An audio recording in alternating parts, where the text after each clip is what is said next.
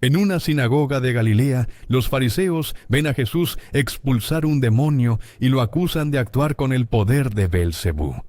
Jesús contesta con una frase que ningún evangelista suaviza. Hay una ofensa que jamás será perdonada. En Ciudad Juárez y en Tijuana, obispos enfrentan altares a la Santa Muerte que fieles levantan diciendo creer en Dios. El párrafo 46 de Dominum et Vivificantem de Juan Pablo II explica por qué ese pecado se cierra solo. Santo Tomás de Aquino describió 6 formas de cometerlo, y una late en cada altar que un obispo mexicano pidió derribar. Mateo, Marcos y Lucas cuentan la misma escena desde ángulos distintos, y los 3 coinciden en el detalle central. Jesús acaba de sanar a un hombre ciego y mudo, poseído según el relato. Y la multitud murmura que quizás sea el hijo de David. Los escribas llegados desde Jerusalén responden con una acusación calculada. Dicen que expulsa demonios porque él mismo actúa con el poder de Beelzebú, el príncipe de los demonios. El hombre sanado recupera la voz frente a la multitud. Y es ese detalle, la voz que vuelve, lo que enciende la sospecha de los escribas antes que la gratitud. Jesús desmonta el argumento con una pregunta simple. Un reino dividido contra sí mismo no puede sostenerse. Y entonces pronuncia la frase que ningún copista suavizó en 20 siglos de transmisión del texto. San Agustín, en sus escritos sobre el Espíritu Santo, vinculó esa frase a la impenitencia final, no a una palabra suelta dicha en un mal momento. 3 evangelistas, un mismo episodio, una misma advertencia. Eso es lo que la tradición cristiana conservó intacto durante 20 siglos. El significado no está en la ofensa verbal, está en el cierre del corazón. La pregunta que atraviesa 2000 años de teología es exactamente la que titula este video. ¿Qué es, en concreto, ese pecado que no tiene perdón? El Catecismo de la Iglesia Católica lo aborda en el número 1864 y remite directamente a un texto de 1986 firmado por el Papa Juan Pablo II. La encíclica se llama Dominum et Vivificantem, tercer gran documento de su pontificado dedicado a una persona de la Trinidad. Y en su párrafo 46, Juan Pablo II escribe algo que sorprende a quien lo lee por primera vez. La blasfemia contra el Espíritu Santo no consiste en ofenderlo con palabras. Consiste en rechazar la salvación que Dios ofrece por medio de ese mismo Espíritu. Se cierra desde adentro, nunca desde afuera. Juan Pablo. Segundo, insiste en un punto que cambia toda la lectura del pasaje. Dios no deja de perdonar, es el pecador quien deja de pedir.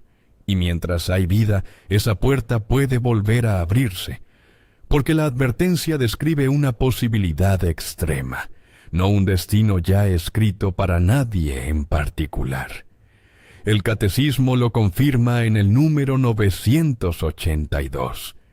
No existe falta, por grave que sea, que la Iglesia no pueda perdonar, siempre que el arrepentimiento sea sincero. La condición está puesta en quien peca, nunca en quien perdona. Esa distinción es la que Ciudad Juárez y Tijuana necesitan escuchar hoy con más urgencia que nunca. Santo Tomás de Aquino, siguiendo las sentencias de Pedro Lombardo, distinguió 6 formas concretas en las que ese pecado se comete, catalogadas en su Summa Theologiae y estudiadas durante siglos en los seminarios antes de llegar a cualquier catecismo popular. Conviene distinguir aquí 3 niveles que suelen mezclarse sin cuidado. La doctrina es que ese pecado existe y es grave, definida por el Evangelio mismo. La interpretación teológica es la de Aquino y la de Juan Pablo II sobre en qué consiste exactamente. La aplicación pastoral, identificar quién lo comete en un caso concreto, no le corresponde a ningún fiel ni a ningún narrador de video. Le corresponde solo a Dios, que conoce el corazón.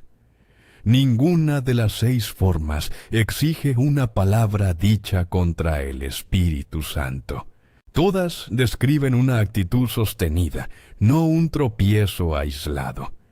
En Ciudad Juárez, el obispo José Guadalupe Torres Campos advirtió públicamente contra la veneración de la llamada Santa Muerte, después de escuchar a fieles que aseguraban seguir creyendo en Dios mientras encendían veladoras ante una figura con guadaña. En Tijuana, el arzobispo Rafael Romo Muñoz calificó esa misma devoción de contradicción y explicó que quienes la practican caen en ella por ignorancia religiosa, no por maldad.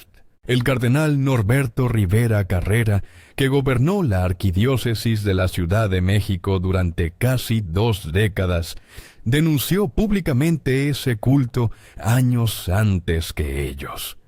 La Conferencia del Episcopado Mexicano, que agrupa a más de 120 obispos, describió el fenómeno como parte de una cultura de muerte, alimentada por la narcocultura y difundida en redes sociales.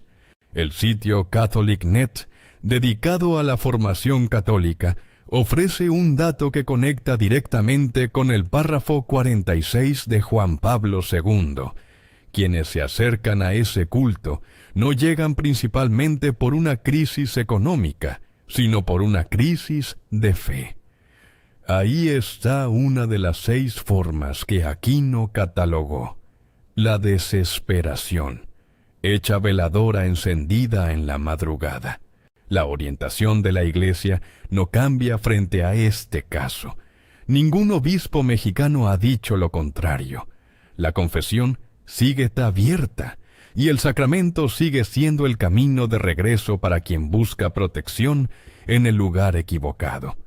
El nombre del altar cambia según el barrio, pero el vacío que ahí se intenta llenar es exactamente el que Tomás de Aquino nombró hace 800 años.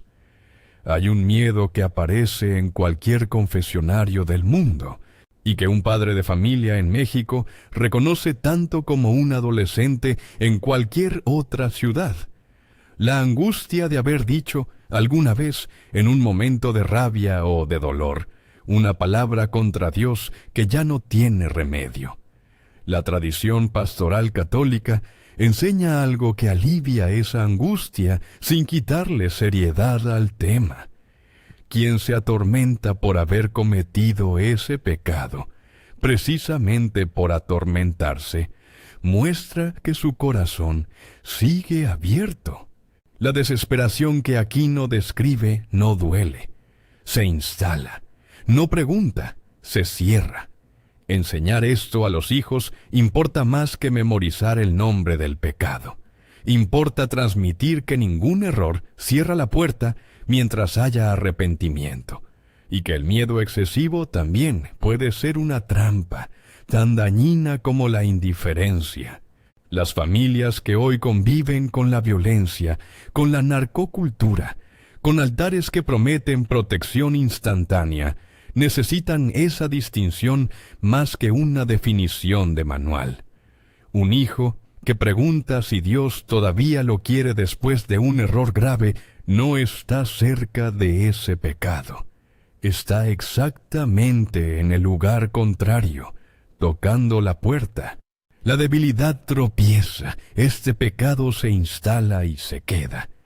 El Papa Francisco, en su primera exhortación apostólica, publicada en noviembre de 2013, insistió en un punto que funciona como respuesta directa a las 6 formas que Aquino catalogó 800 años antes. La fatiga de pedir perdón es siempre humana, nunca de Dios. Las 6 formas completas, tal como la teología clásica las ordena, son la desesperación de la salvación, la presunción de alcanzarla sin conversión, la resistencia consciente a la verdad ya conocida, la envidia de la gracia ajena, la obstinación en el pecado y la impenitencia final. Las 2 primeras son opuestos que se tocan. Una niega que Dios quiera perdonar. La otra da por hecho el perdón sin pedirlo nunca. Juan Pablo II, en el mismo párrafo 46, escribe que ambas conducen al mismo lugar: un corazón endurecido que impide la acción de la gracia. En Ciudad Juárez y en Tijuana, la forma que más se repite es la primera, la desesperación, según coinciden los propios pastores citados. En otros contextos, lejos de cualquier altar improvisado, la forma más común suele ser la segunda, la presunción, la certeza cómoda de que ya se está salvado y que la confesión puede esperar indefinidamente. Ninguna de las 6 es un destino sellado. Todas siguen siendo puertas, y toda puerta cerrada puede volver a empujarse desde adentro. De las 6 puertas que Santo Tomás de Aquino describió, la desesperación es la que más veladora se enciende hoy en el norte de México. Cuando alguien enciende una veladora a la Santa Muerte en Ciudad Juárez o en Tijuana, tú lees ese gesto como ignorancia religiosa, tal como diagnosticó el arzobispo Romo Muñoz, o como una desesperación que la Iglesia todavía puede sanar. Si conoces a alguien que enciende esa veladora, o que dejó de confesarse porque cree que su pecado ya no tiene arreglo, comparte este video con esa persona antes que con cualquier otra. Este trabajo se sostiene con las aportaciones de quienes lo ven cada semana, y todavía hay lugar para una más. Que Nuestra Señora de Guadalupe, patrona de México, alcance para cada corazón endurecido la gracia de no perder la esperanza.